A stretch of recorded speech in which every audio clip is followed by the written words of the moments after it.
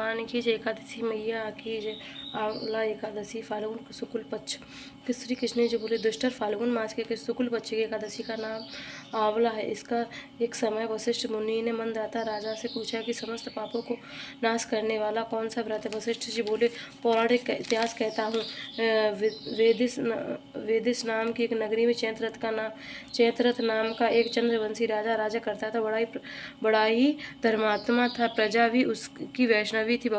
बालक से लेकर वृद्ध तक एकादशी व्रत किया करते थे। एक बार फाल्गुन माह की शुक्ल पक्ष की एकादशी आई और नगर निवासियों ने रात्रि को जागरण किया। मंदिर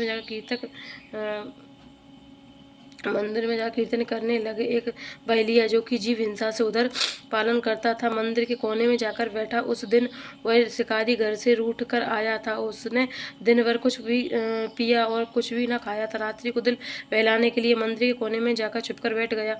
वहाँ विष्णु भगवान की कथा तथा एकादशी व्रत की महत्व सुना। रात्रि व्यतीत हो गई। प्रातःकाल घर को चला गया और भोजन किया। कुछ काल पश्चात उसकी मृत्यु हो गई।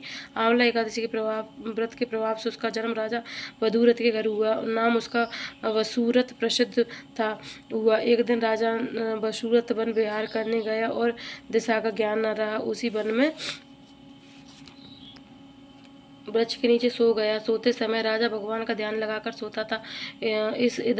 इधर मल्लच्छरों ने राजा को अकेला देखा। राजा ने मल्लच्छरों के संबंधियों किसी प्रकार का दोष के कारण दंड दिया था। इस प्रकार वे उसे मारने के लिए आए।